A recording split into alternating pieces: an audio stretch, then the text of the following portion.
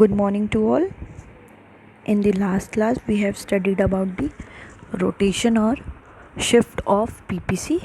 Now, we are going to study the attainable and unattainable combination on the PPC.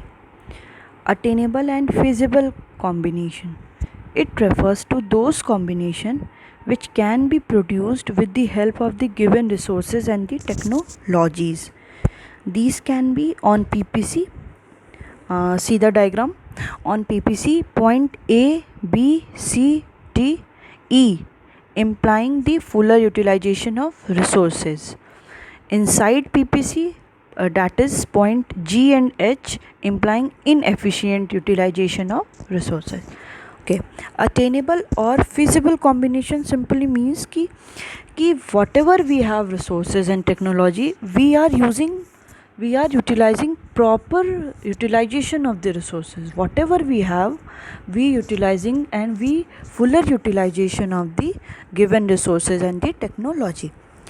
कि जितने भी combination which can be produce, हम क्या कर सकते हैं कि पीपीसी का सिंपली अटेनेबल का मतलब यही है कि जो भी कॉम्बिनेशन डिफरेंट गुड्स का है उनको हम क्या कर रहे हैं कि जितने भी रिसोर्सेज हमारे पास हैं, जितने भी technologies are given, we are utilising fuller of the resources as well as the technology, कि हम उन रिसोर्सेज उन टेक्नोलॉजी का फुलर यूटिलाइजेशन कर रहे हैं जो भी combination of goods are given to us.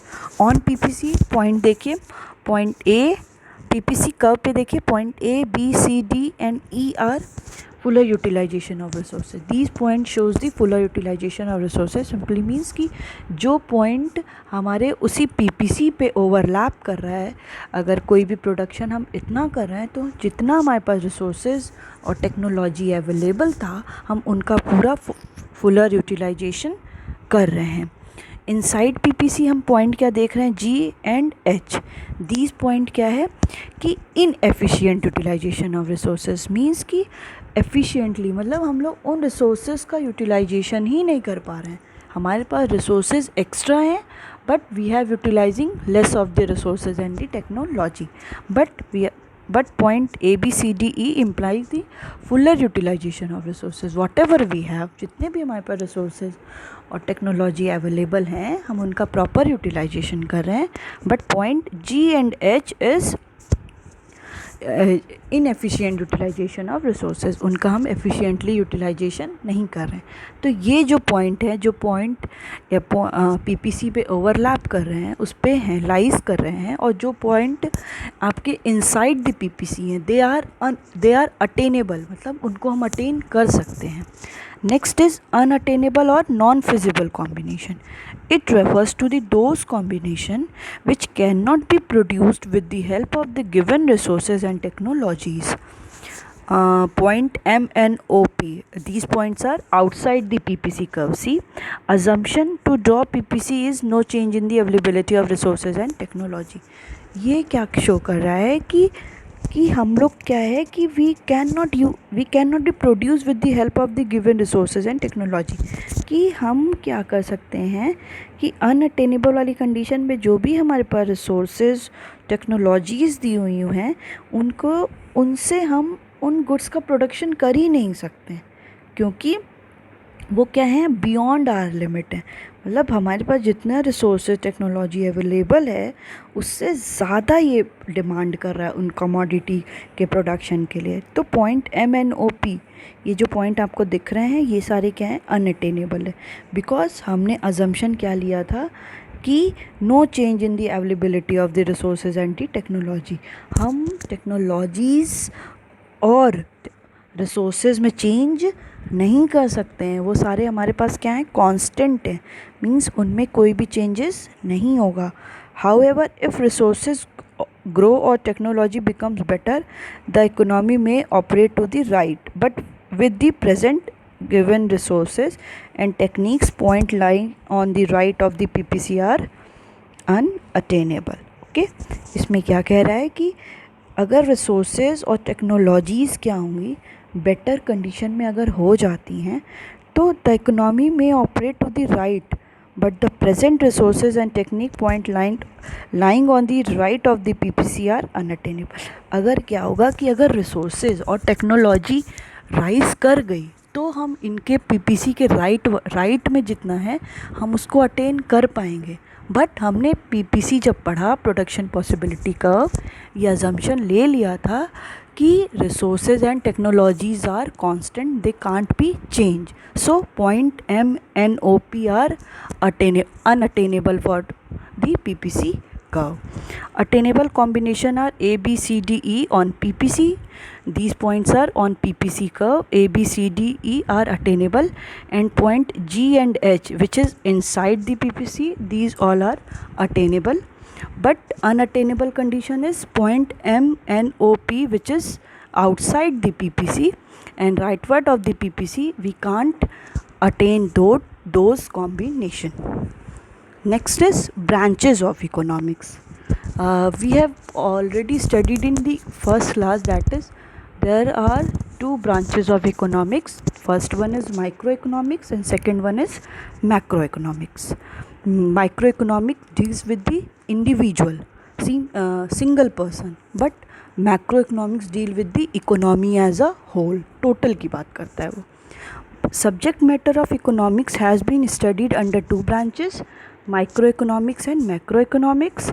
In microeconomics, we studied the behavior of the individual economic agent in the market for the different goods and services. Okay.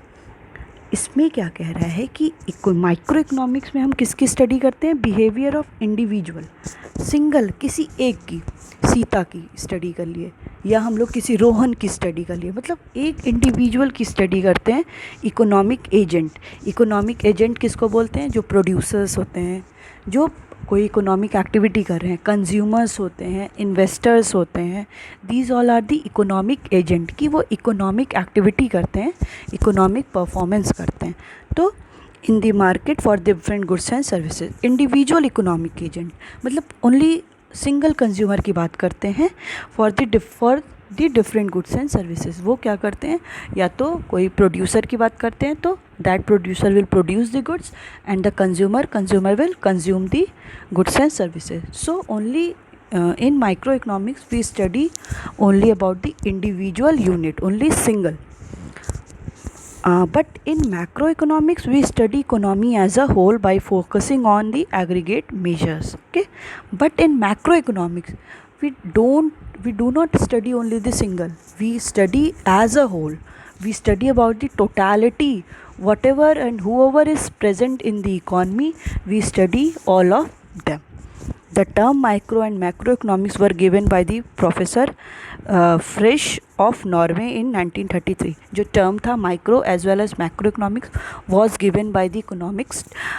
Full name is Professor Ragnar, R-A-G-N-A-R, Ragnar Frisch of Norway. He belonged to the Norway, and in 1933 he gave the word, that is he coined the word micro and macroeconomics. Now what is microeconomics? The term micro is derived from the Greek word, that is micros, which means small. Okay, the term micro is derived from the Greek word micros, M-I-K-R-O-S, which means small. Microeconomics is that part of economic theory which deals with the individual unit of an economy, कि वो individual unit की study करता है. For example, a sugar industry, a farm, a household. Means कि एक जो sugar industry है एक single industry है, फिर a farm मतलब एक firm की बात कर रहा है, और एक household की बात कर रहा है. मीन्स कि हम लोग का एक household है, कि मेरा घर आपका घर, तो ये क्या है? एक household की बात करता है. Example of micro economics variables, कि जो माइक्रो इकोनॉमिक्स में वेरिएबल्स होते हैं, कौन कौन से वेरिएबल उसमें होते हैं जो कंटिन्यूसली वेरिएशन में हम देखते हैं कि वो क्या है? डिमांड ऑफ ए कमोडिटी की demand, supply of a commodity, किसी की सप्लाई क्या है कमोडिटी की, income of a consumer, individual income क्या है किसी भी कंज्यूमर की, as well as the price of the commodity, कि किसी भी कमोडिटी की प्राइस क्या है. Example of micro unique theories, कि इसमें हम माइक्रो इकोनॉमिक्स में कौन सी थियरीज़ को स्टडी करते हैं. It is the law of demand, it will continue in the next classes. We will discuss it. What is law of demand, law of supply. In the example of the microeconomics theory, we study the law of demand, law of supply, determination of consumer equilibrium. What is consumer equilibrium? It is the next chapter. And determination of the producer equilibrium, where any producer will get equilibrium. Okay, these all are the microeconomics theories. We will discuss in the further chapters. Macroeconomics. The term macro is derived from the Greek word that is macros, which means large. Okay, micro means small, macro means large. Macroeconomics is that part of economic theory which deals with the aggregate unit. In the microeconomics we deal with the individual unit, but in the macroeconomics we deal with the aggregate, means totality unit, total unit of the economy. For example, all firms. In the microeconomics we study only a single firm, but in macro we study the all firms, all industries, all producing unit, which is whoever producing the commodities. Example of macroeconomics variables: aggregate supply. In microeconomics we study about the supply of a commodity. In the macro we study about the total of the supply of the commodity, aggregate demand, national income, total output. Okay, example of the macroeconomic studies are determination of equilibrium level of income, determination of foreign exchange rate, determination of government budget. In macroeconomics हम क्या क्या पढ़ते हैं कि income में equilibrium की condition क्या होती है. इक्विलिब्रियम मीन्स कि इक्वल की बात करता है, कि जो भी इकोनॉमी में वेरिएबल्स हैं, demand, supply, they all are in equal, means demand equal to supply. It is the position of the equilibrium. Okay, determination of foreign exchange rate, ki how the foreign exchange rate work in the economy, and the government budget. What is government budget, different part of the government budget, etc, etc. Let us discuss the distinction between the micro and macroeconomics along with the basis that how we will distribute or distinguish between both of them. Relate with the first is meaning. Meaning is, it is the study of individual economic unit. Okay, we have already studied about this. It talk about the individual and it talk about the economy as a whole. Aggregation, as it deals with the individual unit, and there is limited degree of aggregation. Example, an industry is an aggregation of firm. Okay, कि हम लोग क्या बात करते हैं इसमें, ये बात करते हैं कि हम लोग इंडिविजुअल की स्टडी कर रहे हैं. इंडिविजुअल तो इसमें क्या है, जो एग्रीगेशन की डिग्री है, मतलब किसकी बात कर रहे हैं हम लोग, बहुत लिमिटेड, बहुत कंसाइज की बात कर रहे हैं कि an industry is a aggregation of firm. कि एक जो इंडस्ट्री है, देखिए what is industry and what is firm. Firm क्या होता है, स्मॉल होता है as comparison to the industry. Group of firms is called an industry. Okay, तो an industry is an aggregation of firm. कि एक इंडस्ट्री क्या है, वो क्या है, बहुत सारे फर्म्स का क्या है, एग्रीगेट है. Number of firms is called the industry. In macroeconomics as it is deal with the economy as a whole, there is a vast degree of aggregation. Okay, यहाँ पे क्या है, बहुत ज़्यादा, यहाँ पे इकोनॉमी एज अ होल की बात करते हैं तो टोटल क्या है, एग्रीगेशन यहाँ पे बहुत ज़्यादा है. Example, all industries, national income are the example of aggregate unit of an one economy. एक इकॉनमी क्या है, एग्रीगेट डिमांड हो गया, एग्रीगेट सप्लाई हो गया, ऑल इंडस्ट्रीज़ हो गया. इसमें क्या था, एक सिंगल इंडस्ट्री की बात कर रहे थे माइक्रो में. उसमें क्या है, all industries, different industries will produce the different commodities. Okay, central problem, it deals with the central problem of allocation of resources and related principle and policies. इसमें क्या होता है कि microeconomics deal with the allocation of resources, means कि what to produce and in which quantity we will discuss in the microeconomics and related to their principles and policies. But in the macroeconomics we deal with the how to produce and for whom to produce. See, its central problem determination of the level of income. In whom to produce, we will study about the distribution of income. याद करिए यही सब हम लोगों ने पढ़ा था. And fuller utilisation and growth of resources and related principles and the policies. In macro economics we deal with the fuller and growth of the resources and related to its principle and the policies. Instruments of study और tool, कि कौन से instruments के through हम लोग इसमें study करेंगे. The main instrument of study micro economic are the demand and supply. Through demand and supply we will studied about the micro economics. In the macro economics the main instrument is the macro variables, that is aggregate demand and aggregate supply. In the microeconomics we deal with the only demand and supply, demand of a single consumer, single individual, and supply of a individual. But in the macroeconomics we deal with the aggregate demand, total demand and total supply of an economy. Determinant, price is the determinant to solve the problem. In the microeconomics, through price we will solve all the problems related to demand and supply. And in macroeconomics it is the income is the determinant to solve the problem. Through income we will solve all the problems. Method of study, it uses partial equilibrium analysis on which it shows effect of one factor on the study assuming other things being equal. देखिए method of study का मतलब क्या है कि किस method से we will study about the micro economics as well as macro economics. Micro economics क्या होता है, it deals with the partial equilibrium.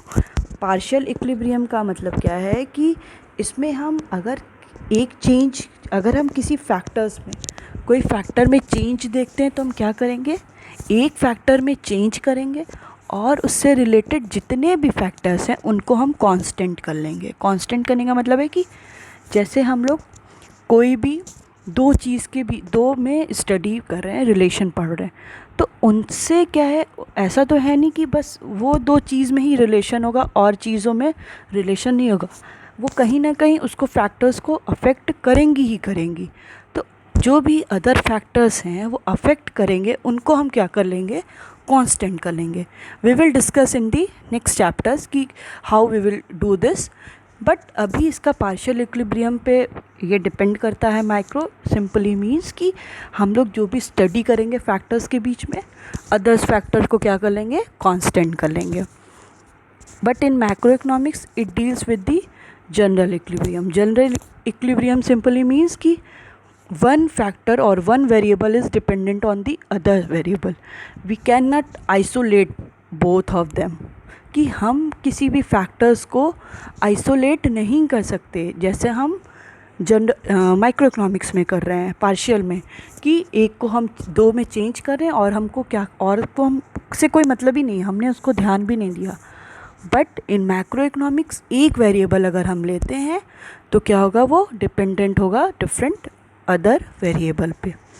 Micro economic variable like total income, total output, total consumption, total saving etcetera is studied.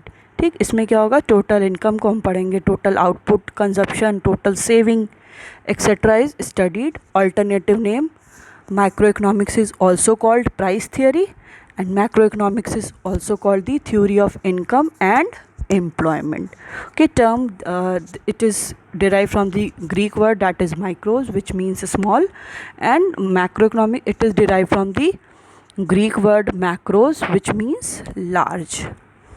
Next topic and the last topic of your first chapter is economic analysis. What is economic analysis? Economics deals with the human behavior.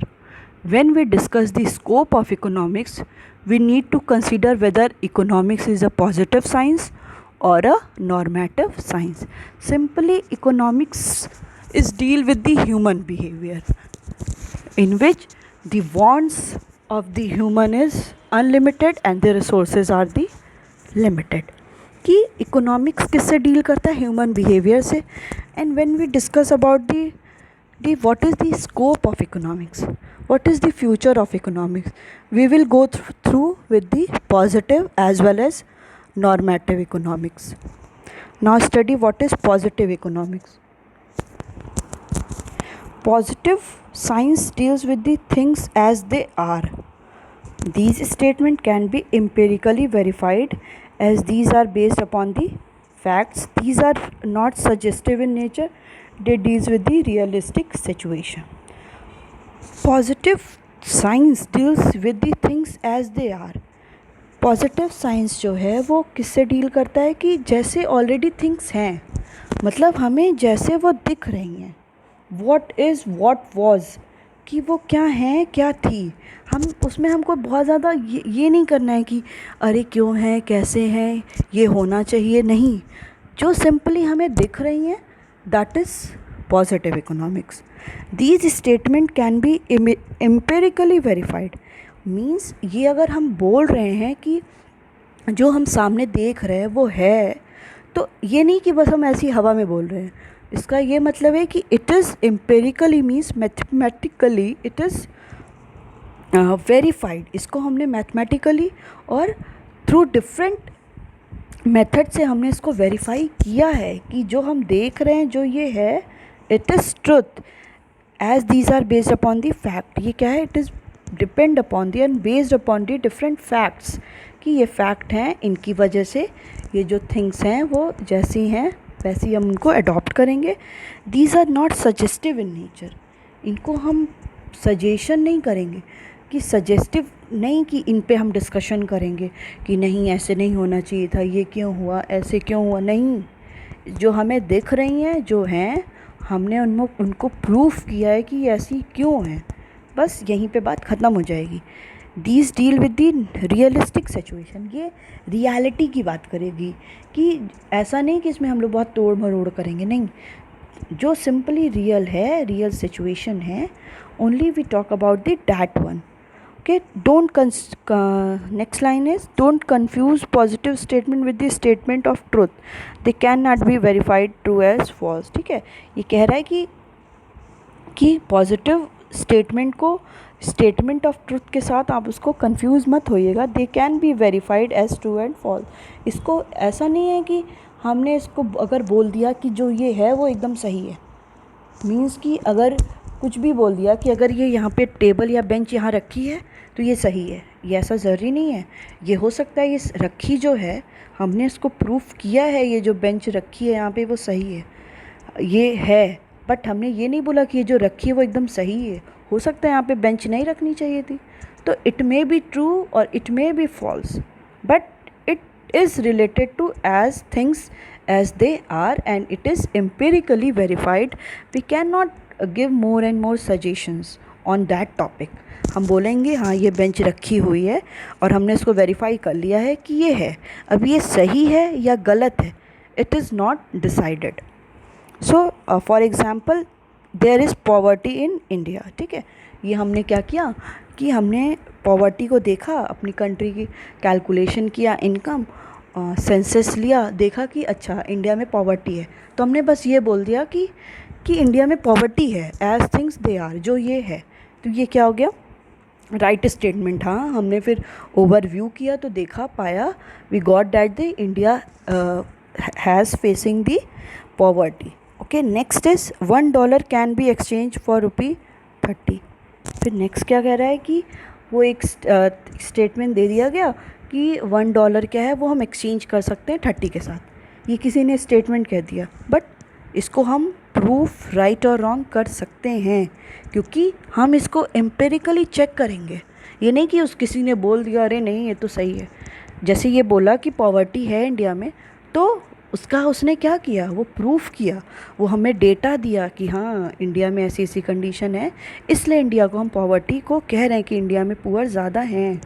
But in case अगर ये बोल रहा है कि $1 30 के equal है, तो हम इसके पीछे चेक करेंगे क्या ये सही में $30 है.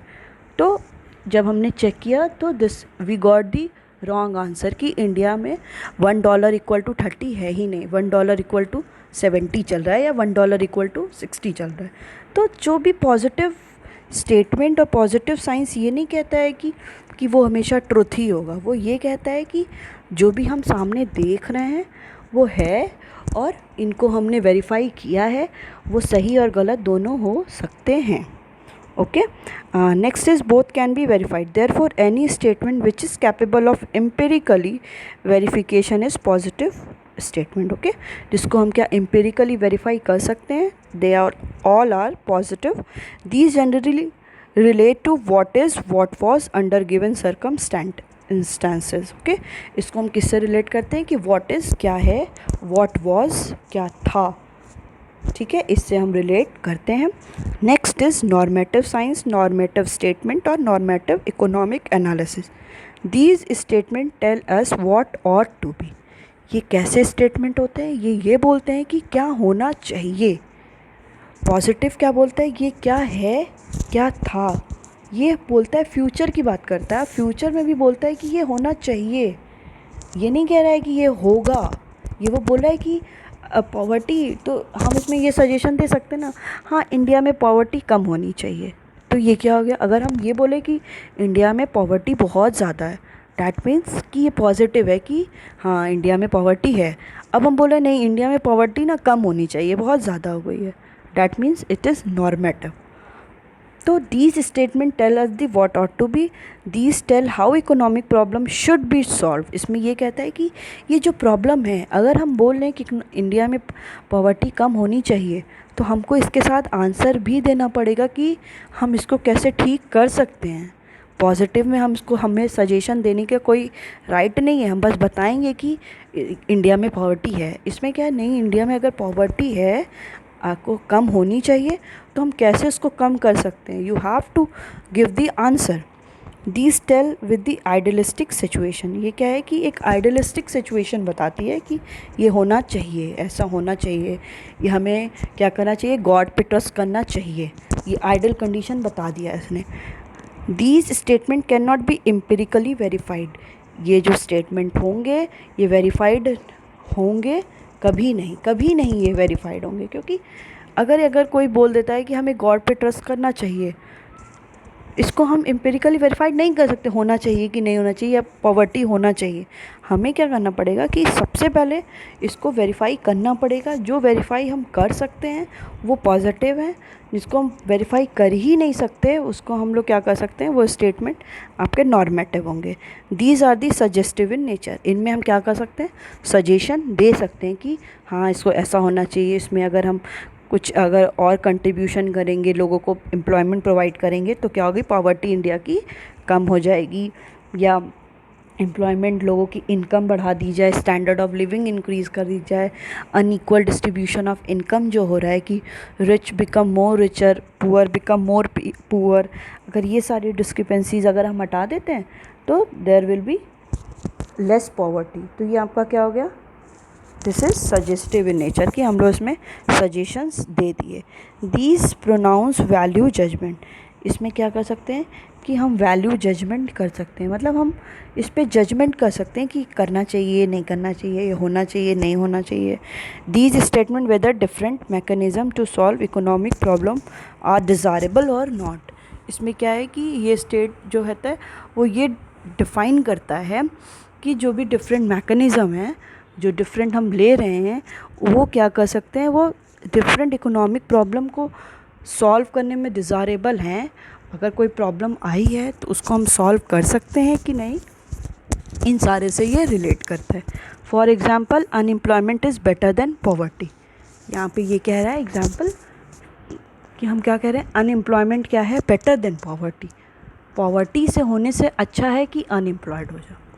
अब अगर ऐसा कोई लाइन बोल देगा तो आपको क्या लगता है, अगर आपके सामने ऐसा कोई कुछ बोल देता है तो आप इसके पीछे जाओगे कि नहीं बोलने, कि नहीं क्यों अनएम्प्लॉयमेंट अच्छा है पॉवर्टी से. Unemployment also leads to the poverty. ये कैसे अच्छा है, अगर पॉवर्टी, अगर बहुत ज़्यादा अनएम्प्लॉयमेंट हो जाएगा तो ultimately it leads to the poverty. तो इसमें आप क्या करेंगे, अपना सजेशन देने लगे, वैल्यू जजमेंट करने लगे, आप बताने लगे कि हम अगर ऐसा करेंगे तो ऐसा नहीं होगा.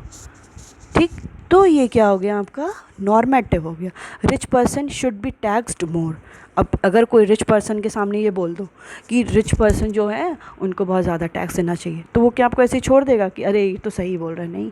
उसमें वो कहेगा ना कि क्यों देंगे, हम मेरी जितनी इनकम है हम उसके अकॉर्डिंग अपना क्या करेंगे, टैक्स देंगे. तो in normative science, in normative statement we can do the value judgement, we they all are in suggestive in nature, and we talk about what ought to be, क्या होना चाहिए.